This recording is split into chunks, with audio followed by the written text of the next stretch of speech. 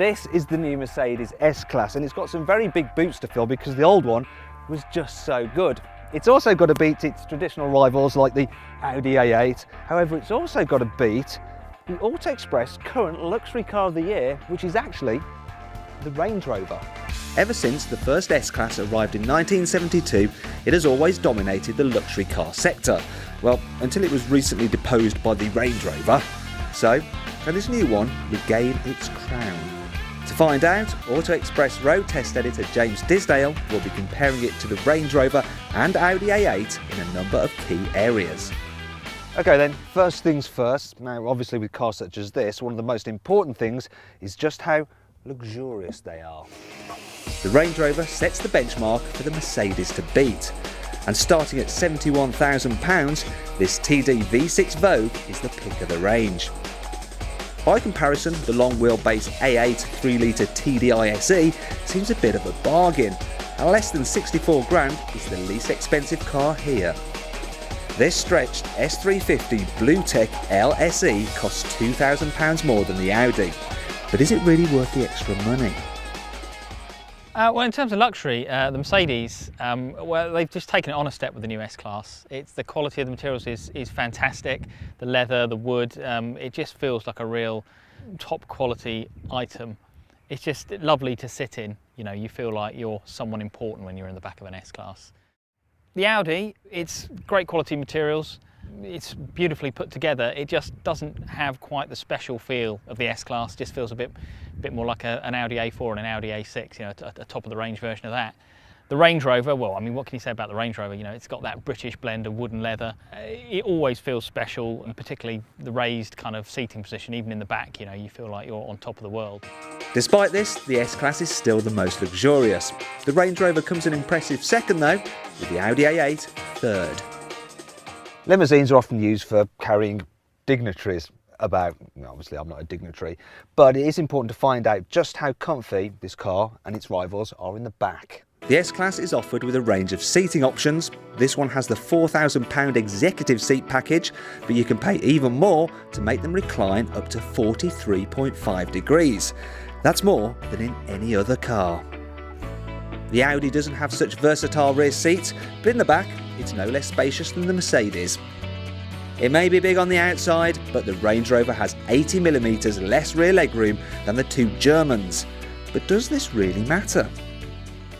Well, if I was a very wealthy businessman, I'd want to spend most of my time in the back of the Mercedes. Like the Audi, it's got a reclining rear seat option, but it has more scope for movement, so you can really sort of lie back and relax, and there's just lots of leg room to stretch out in. Saying that, there's not much difference in the Audi. It's also very spacious. There's just not the same amount of movement in the seat. The Range Rover, it's very good. There's a decent amount of space, but it feels more like an executive car in terms of space than a proper luxury limousine. You know, you really can't stretch your legs out in the same way. So, in terms of rear comfort, the S-Class leads the field, followed by the A8 and then the Range Rover. Limousines may often be used for chauffeuring people about, but what if you're a chauffeur or you just want to drive the car yourself? Well, how they drive is also very important. The Range Rover may well be able to go off-road, but really, very few owners will. And on-road, its 2,160 kilogram bulk means its 258 brake horsepower 3-litre diesel does just 38 miles per gallon. It's quite swift though, as when we timed it, it did 0 to 60 in 7.7 seconds. Like the Range Rover, the 1,975 kilogram S-Class has adaptable air suspension for a comfy ride, while its 254 brake horsepower 3-litre diesel did 0 to 60 in 6.9 seconds, yet it can return 50 miles per gallon. Capable of 44 miles per gallon, the A8's 247 brake horsepower 3-litre diesel isn't as economical. It's slightly quicker though, as we clocked 0 to 60 in 6.7 seconds. You can thank the lower 1,890 kilogram weight and Quattro all-wheel drive for that. The Audi is kind of the dynamic driver's choice. It's got a lot more grip. The Quattro system inspires lots of confidence. It just feels more urgent when it's accelerating. It feels like, you know, you can throw it down a back road despite its vast size. It's actually quite fun to drive. The Range Rover, it's kind of I mean, it's very, very nice. It's just soft. It's not a car that wants to be pushed, but given its size and its height, it's actually remarkably good. The Mercedes has clearly been designed for comfort. Even in sport suspension setting, it sort of wafts along, soaking up the bumps.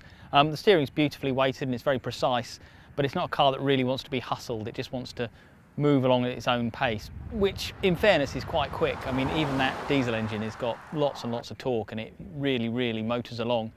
Bearing in mind, these cars are aimed as being comfy cruisers. The Mercedes is the best to drive, followed by the Range Rover and finally the Audi, on account of its sportier edge.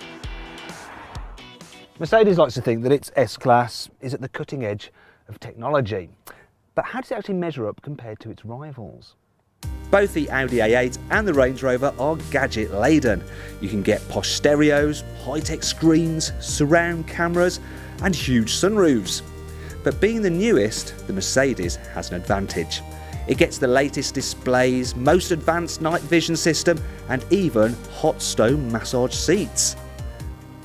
Since it made its debut in 1972, the Mercedes S-Class has kind of become a byword for cutting-edge technology, and they've done it again, basically. This car is just overflowing with gadgets. I mean, it takes a good 15 minutes after you first sit in it to work out what does what and how it does it. It's just a technical tour de force. It's remarkable. It really is amazing. I mean, you'd spend a lifetime with that car and still be finding things that it could do that you never knew about.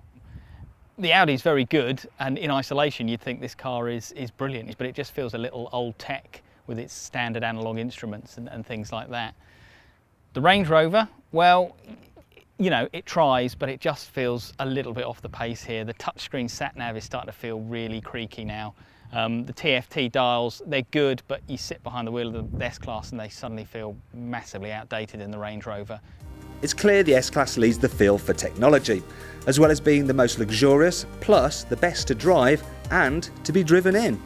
But there's just one last thing we need to consider.